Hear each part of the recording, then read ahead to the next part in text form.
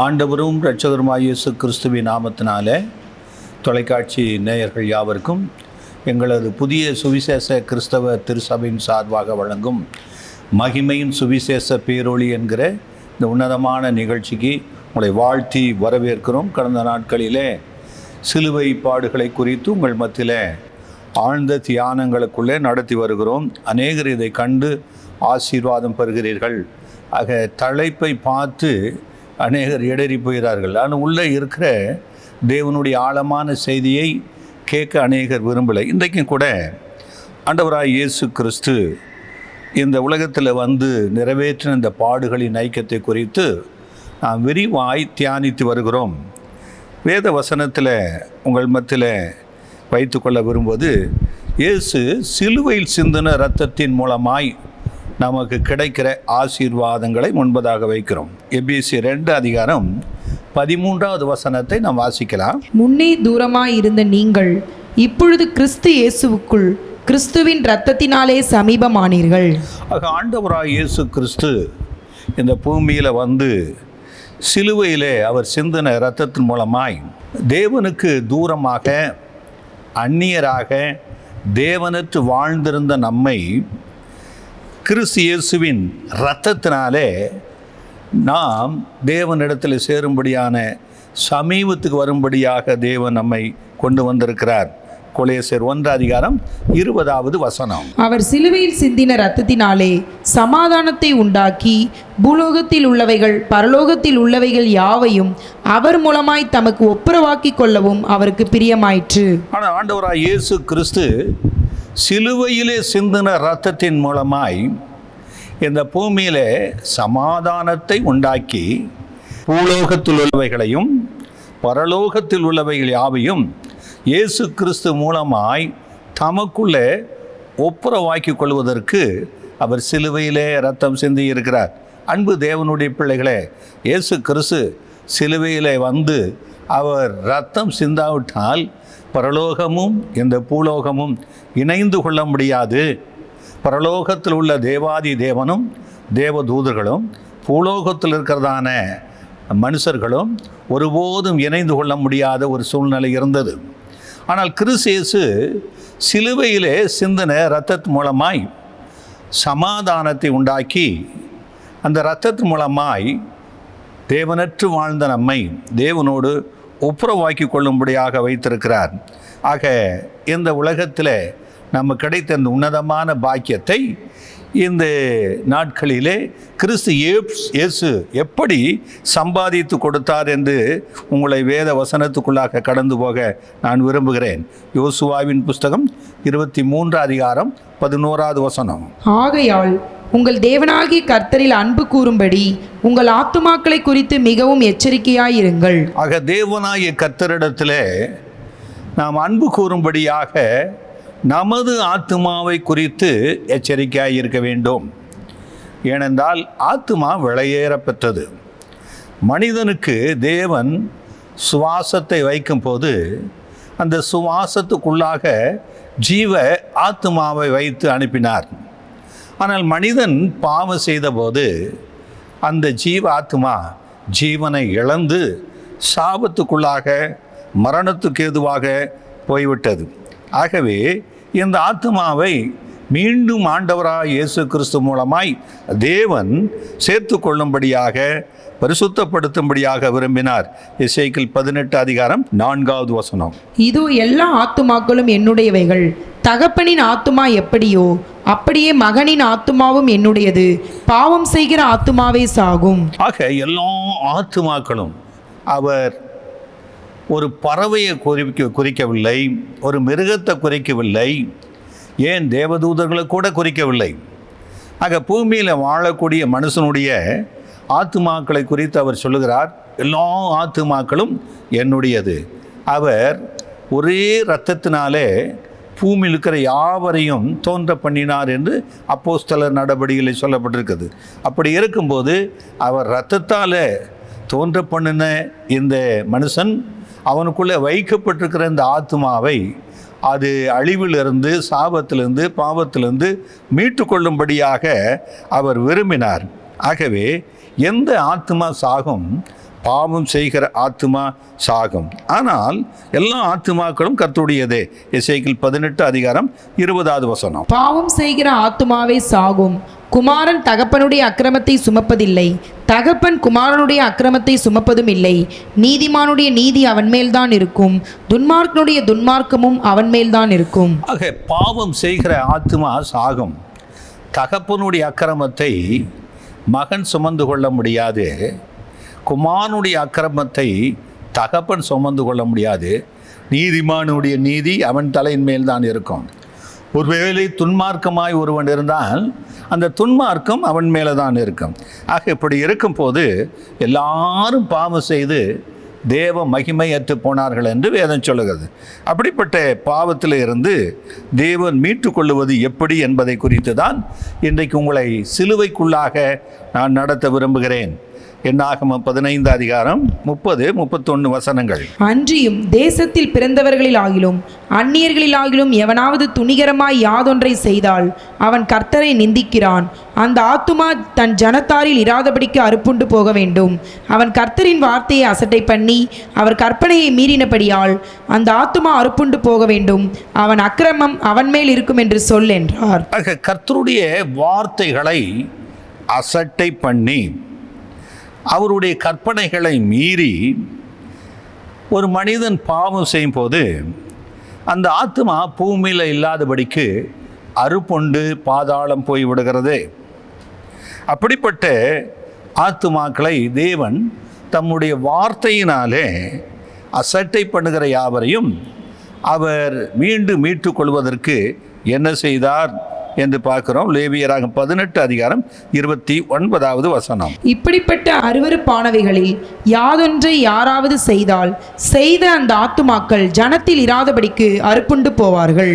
ஆக கர்த்தர் அநேக காரியங்களை இந்த வசனங்கள் மூலமாய் கொடுத்திருக்கிறார். பாவம் செய்கிறவன், தேவனுடைய கற்பனையை மீறுகிறவன், தேவனுடைய நாமத்தை தூசிக்கிறவன், தேவனுடைய நாமத்துக்கு விரோதமாய் பேசுகிறவர்கள், இப்படி அநேகருடைய ஆத்மா தேவன் அருவருக்கிறதுனால அது பூமியிலிருந்து அது அறுப்புண்டு பாதாளம் போயிரும் என்று வேதம் சொல்லுகிறது. அப்படிப்பட்டதான அறுப்புண்டு போகாதபடி அந்த ஆத்மா மீட்பதற்கு என்னதான் வழி? யோபு, அவன் மாம்சம் காணப்படாதபடிக்கு அழிந்து மூடப்பட்டிருந்த அவன் எலும்புகள் வெளிப்படுகிறது. அவன் ஆத்துமா பாதாளத்துக்கும் அவன் பிராணன் சாவுக்கும் சமீபிக்கிறது.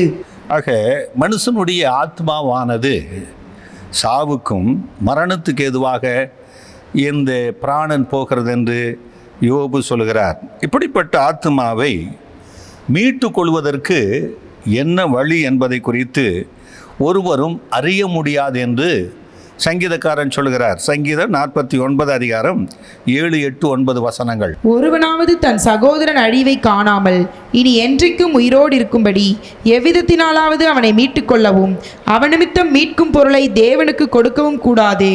அவர்கள் ஆத்தும மீட்பு மிகவும் அருமையாயிருக்கிறது, அது ஒருபோதும் முடியாது. ஒருவன் தன் சகோதரன் அழிவை காணாமல் இனி என்றென்றைக்கும் உயிரோடு இருக்கும்படி எவ்விதத்தினாலும் அவனை மீட்டு கொள்ளவும் அவன் நிமித்தம் மீட்கும் பொருளை தேவனுக்கும் கொடுக்கக்கூடாதே. அவர்கள் ஆத்தும மீட்பு மிகவும் அருமையானது, இது ஒருபோதும் முடியாதது. அங்கே சங்கீதக்காரன் சொல்கிறார், ஆத்தும மீட்பு அருமையானது, தன்னுடைய சகோதரன் அழிவை காணாமல் என்றென்றைக்கும் அவன் உயிரோடு இருக்கும்படி அவனை மீட்டு கொள்வதற்கு மீட்கக்கூடிய பொருளை தேவனுக்கு யார் கொடுக்கக்கூடும்?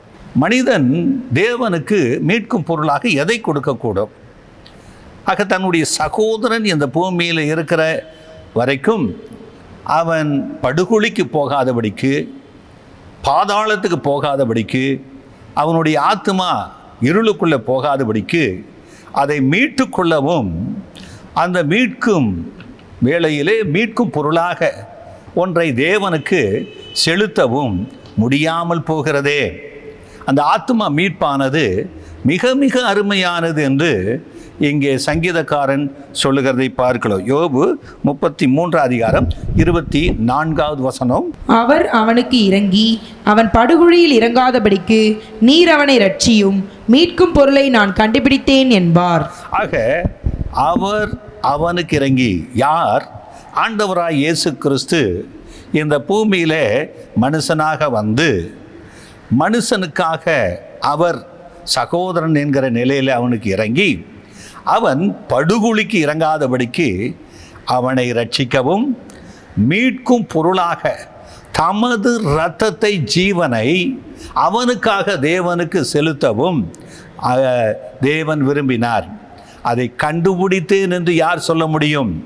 இன்றைக்கு கூட இந்த வார்த்தைகளை கேட்டுக்கொண்டிருக்கிற அன்பு தேவனுடைய பிள்ளைகளே, நீ படுகுழிக்கு இறங்காதபடிக்கு, நீர் இந்த உலகத்தில் பாவத்துக்குள்ளாக சாபத்துக்குள்ளாக மரித்து நரகத்துக்கு போகாதபடிக்கு உன்னை மீட்கும்படி, ஆத்மா மீட்பு அருமையானது, முடியாது என்று சங்கீதக்காரன் தீர்ப்பு சொன்னானே, யோபு சொல்லுகிறார், அந்த ஆத்மா மீட்புக்குரிய மீட்கும் பொருளை கண்டுபிடித்தேன் என்று ஒருவன் சொல்லுவான் என்று சொல்லப்பட்டிருக்குது.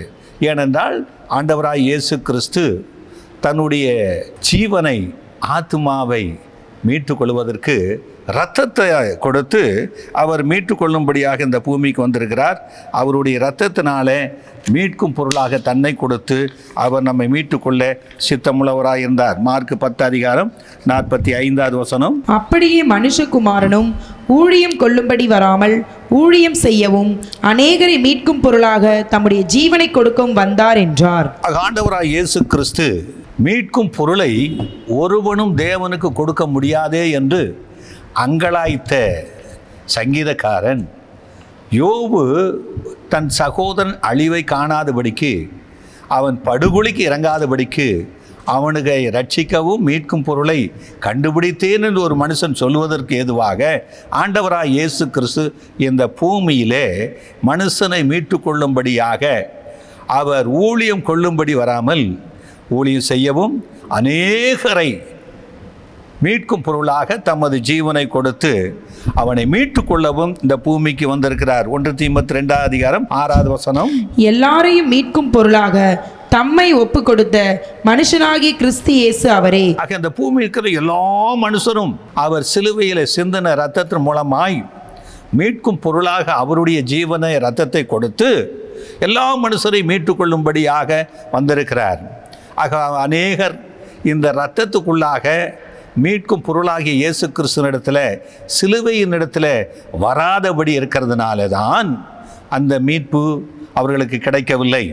ஆக ஆண்டவராய் இயேசு கிறிஸ்து அநேகரை மீட்கும்படியாக, மீட்கும் பொருளாக தமது ஜீவனையே கொடுக்க அவர் அந்த பூமிக்கு வந்தார் என்று வேதம் சொல்லுகிறது. லேவியராகமம் 17 அதிகாரம் 11வது வசனம். மாம்சத்தின் உயிர் இரத்தத்தில் இருக்கிறது, நான் அதை உங்களுக்கு பலிபீடத்தின் மேல் உங்கள் ஆத்துமாக்களுக்காக பாவ நிவிர்த்தி செய்யும்படிக்கு கட்டளையிட்டேன், ஆத்துமாவிற்காக பாவ நிவிர்த்தி செய்கிறது இரத்தமே. ஆக மாம்சத்தின் உயிர், இந்த பூமியிலே மாம்சமாய் இருக்கிற மனுஷனுடைய உயிர் அவனுக்குள்ளே இருக்கிற இரத்தமாய் இருக்கிறதே, நான் அதை உங்களுக்கு பலிபீடத்தின் மேல் உங்கள் ஆத்துமாவுக்காக பாவ நிவிர்த்தி செய்யும்படிக்கு கட்டளையிட்டிருக்கிறேன்.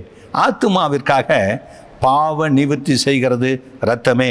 இந்த ஆத்துமாவை மீட்டு கொள்வதற்காக, மீட்கும் பொருளாக பாவ நிவர்த்தி செய்யும்படியான அந்த இரத்தத்தை தேவன் ஆயத்தம் பண்ணி வைத்திருக்கிறார். அதில் 14வது வசனம். சகல மாம்சத்துக்கும் இரத்தம் உயிராயிருக்கிறது, இரத்தம் ஜீவனுக்கு சமானம், ஆகையால் எந்த மாம்சத்தின் இரத்தத்தையும் புசிக்க வேண்டாம், சகல மாம்சத்தின் உயிரும் அதன் இரத்தம்தானே, அதை புசிக்கிற எவனும் அறுப்புண்டு போவான் என்று இஸ்ரவேல் புத்திரருக்கு சொன்னேன். ஆக சகல மனுஷருடைய மாம்சமும் இரத்தம் உயிராயிருக்கிறது. இந்த இரத்தமானது ஜீவனுக்கு, உயிருக்கு சமானம். ஆகவே இந்த இரத்தத்தை மீட்கும் பொருளாக கொடுத்து அநேகரை மீட்கும்படியாக, ஜீவனுக்குள்ளே வரும்படியாக, ரட்சிக்கும்படியாக மீட்கும் பொருளாக ஜீவனை இயேசு கொடுக்க வந்திருக்கிறார். அது சிலுவையிலே கொடுத்து கொண்டிருக்கிறார். ஆதியாகமம் 9:5.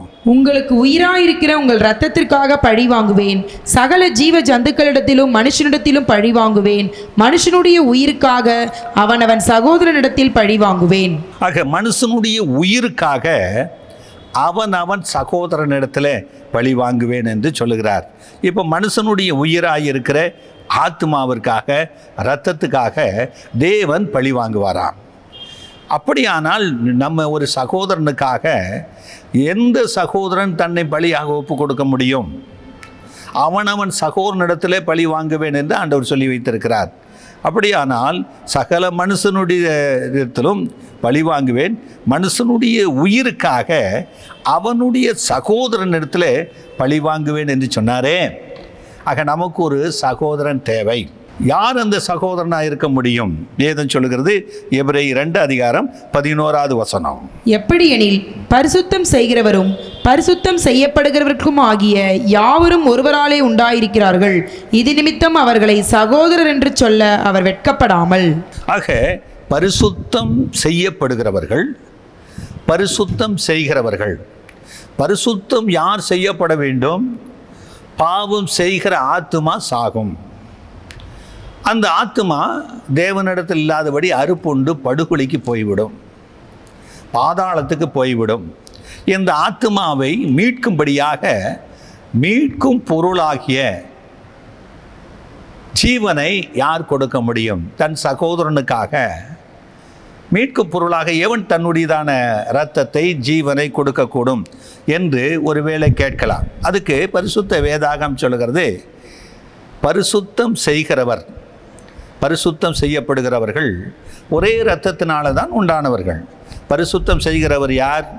ஆண்டவராய் இயேசு கிறிஸ்து இந்த பூமியிலே பரிசுத்தம் செய்யும்படியாக பரிசுத்தராக வந்தார். பரிசுத்தம் செய்யப்படுகிறவர்கள் யார்? இந்த பூமியிலே மனுஷனாகிய வாழ்ந்து ஆத்துமாவை கெடுத்து பாதாளத்துக்கு போய் கொண்டிருக்கிற மக்கள் பரிசுத்தம் செய்யப்பட வேண்டும்.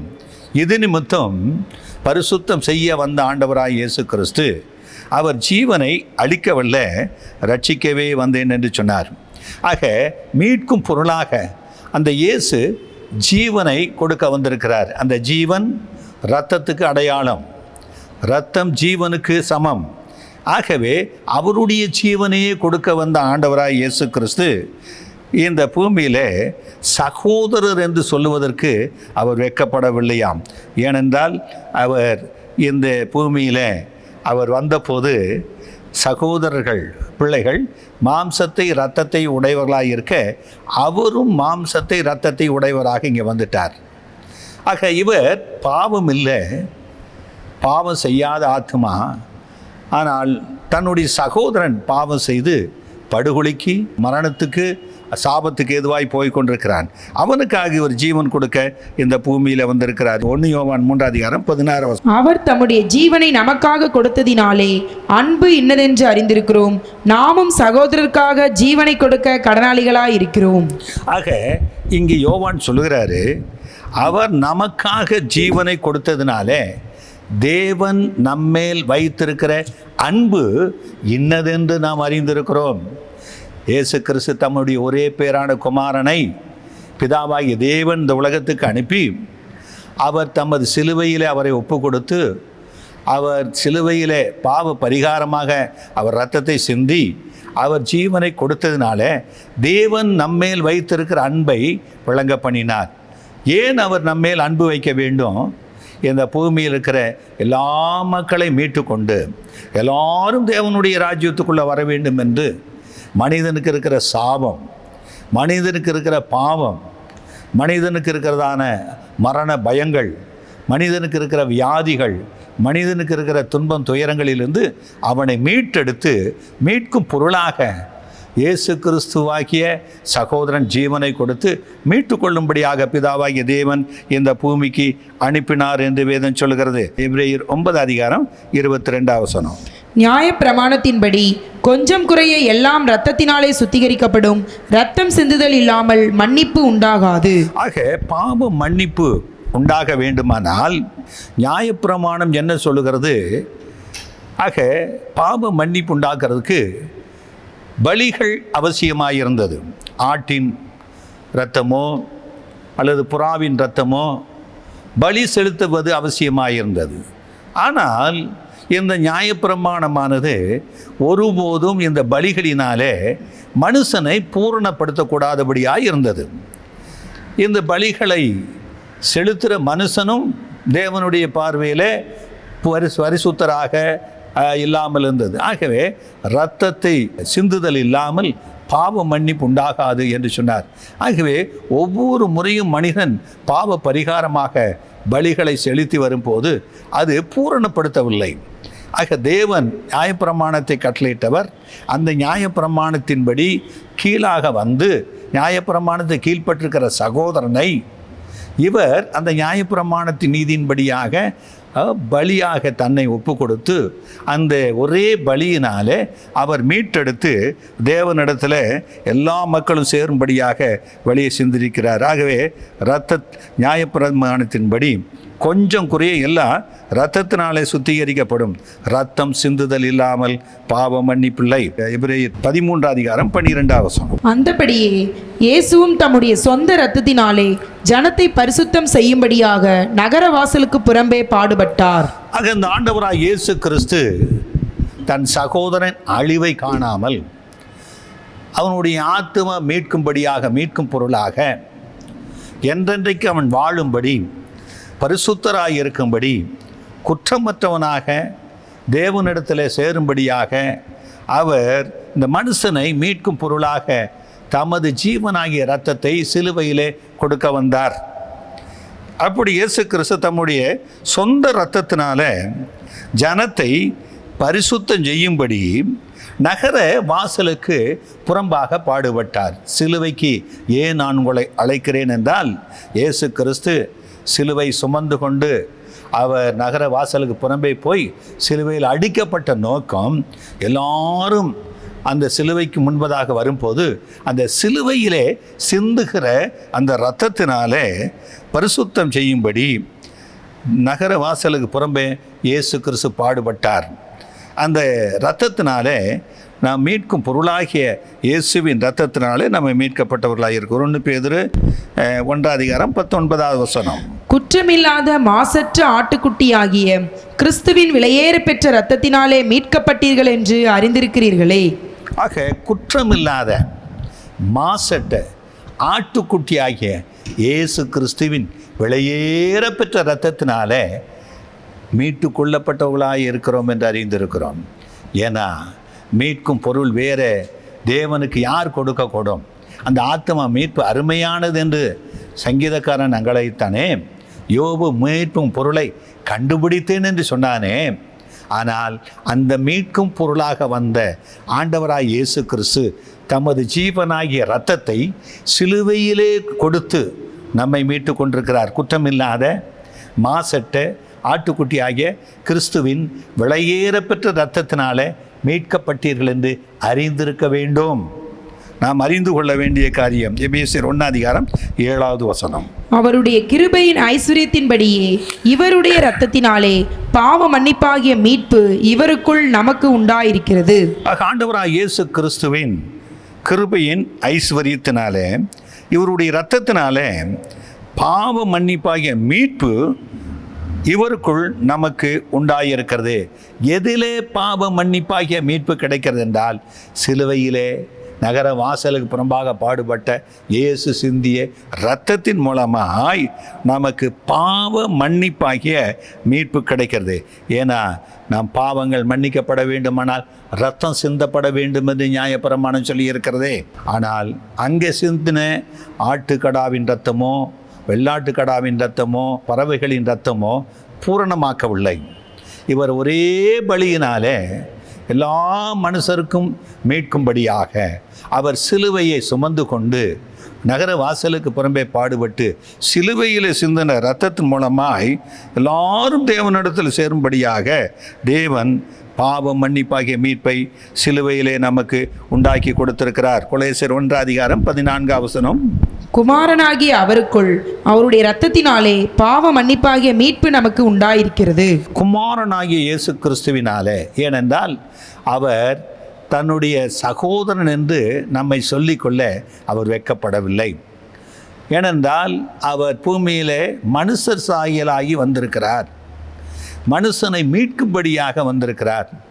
மனுஷனுக்காக மீட்கும் பொருளாக தமது ஜீவனை கொடுக்க பிதாவாகிய தேவன் அனுப்பியிருக்கிறார்.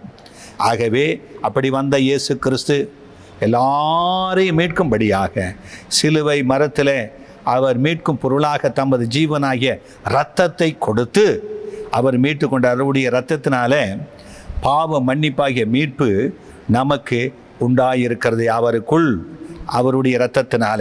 இன்றைக்கும் வேறு எவ்விதத்திலும் நீங்கள் பாவ மன்னிப்பை பெற்றுக்கொள்ள முடியாது, மீட்பை பெற்றுக்கொள்ள முடியாது. இன்றைக்கு எத்தனையோ பரிகாரங்களை உலகத்தில் வேதங்கள் என்று சொல்லும்போது, ஆன்மீகம் என்று சொல்லும்போது அவர்கள் சொல்லுகிறார்கள். ஆனால் இயேசு கிறிஸ்துவின் இரத்தம்தான் சகல பாவங்களை நீக்கி நம்மை சுத்திகரிக்கும் என்று வேதம் சொல்லுகிறது. அவருடைய இரத்தத்தினால ரோமர் 5:9 இப்படி நாம் அவருடைய இரத்தத்தினாலே நீதிமான்கள் ஆக்கப்பட்டிருக்க கோபாக்கினைக்கு நீங்களாக அவராலே நாம் ரட்சிக்கப்படுவது அதிக நிச்சயமாமே. ஆக அவருடைய இரத்தத்தினாலே நாம் நீதிமான்களாக்கப்பட்டிருக்க இந்த நியாயப்பிரமாணத்தின் கோபாக்கினைக்கு அவனுடைய ஆத்மா அறுப்புண்டு போகும் என்று சொன்னாரே, பாவம் செய்கிற ஆத்மா அறுப்புண்டு போகும் என்று சொன்னாரே, கற்பனைகளை மீறக்கூடிய ஆத்மா அறுப்புண்டு போகும் என்று சொன்னாரே, அப்படிப்பட்ட கோபாக்கினைக்கு நீங்களாக்கி எல்லா மனுஷரும் பரலோகத்துக்கு வர வேண்டும் என்று பூமியில் இறங்கி வந்த சகோதரனாகிய இயேசு கிறிஸ்து தன்னுடைய இரத்தத்தை சிந்தினதினாலே நாம் நீதிமான்களாக்கப்பட்டிருக்கிறோம், பரிசுத்தமாக்கப்பட்டிருக்கிறோம், தேவனிடத்தில் சேரும்படி சிலாக்கியத்தை பெற்றிருக்கிறோம். கொலோசியர் 1:20 அவர் சிலுவையில் சிந்தின இரத்தத்தினாலே சமாதானத்தை உண்டாக்கி பூலோகத்தில் உள்ளவைகள் பரலோகத்தில் உள்ளவைகள் யாவையும் அவர் மூலமாய் தமக்கு ஒப்புரவாக்கி கொள்ளவும் அவருக்கு பிரியமாயிற்று. ஆக அவர் சிலுவையிலே சிந்தின இரத்தத்தின் மூலமாய் பரலோகத்தில் உள்ளவைகளை பூலோகத்தில் உள்ளவைகளையும் தம்முடைய இரத்தத்தினாலே ஒப்புரவாக்கி கொள்ள அவருக்கு பிரியமாயிடுச்சு. அன்பு தேவனுடைய பிள்ளைகளே, பூலோகத்தில் இருக்கிற நமக்கு எல்லா மக்களுக்காக மீட்கும் பொருளாக இயேசு கிறிஸ்து சிலுவையில் சிந்தின இரத்தத்தையே கொடுத்து ஜீவனையே கொடுத்து நம்மை மீட்டு கொண்டிருக்கிறார். இன்றைக்கு யார் சிலுவைக்கு முன்பதாக வருகிறார்களோ அவருடைய இரத்தத்தினாலே நீதிமான்களாக்கப்படுகிறோம், பாவ மன்னிப்பை பெற்றுக்கொள்கிறோம், பரிசுத்தமாக்கப்படுகிறோம். ஆக தேவனோடு ஒப்புரவாகி கொள்ளுகிறோம், தேவனுடைய ராஜ்யத்தை சுதந்தரித்துக் கொள்வோம். அந்த பாக்கியத்துக்கு தான் இயேசு உங்களை அழைக்கிறார். சிலுவைக்கு முன்பதாக வருவீர்களா? இயேசு கிறிஸ்துவின் இரத்தம் சகல பாவங்களை நீக்கி நம்மை சுத்திகரிக்கும். சிலுவைக்கு முன்பதாக வருவோம். கர்த்தர் உங்களை ஆசீர்வதிப்பாராக. எங்கள் அன்புமிக்க ஆண்டவரே, இன்றைக்கு இந்த வேத வசனங்களின் மூலமாய் சிலுவையில் சிந்தின இரத்தத்தின் மூலமாய் நீர் எங்களுக்கு கொடுத்திருக்கிற அந்த உன்னதமான மேன்மையை ஆண்டவரே நாங்கள் இந்த வேத வசனத்தின் மூலமாக ஆண்டவரை கொடுக்கும்படி செய்த கிருபைக்காய் சோதரம்.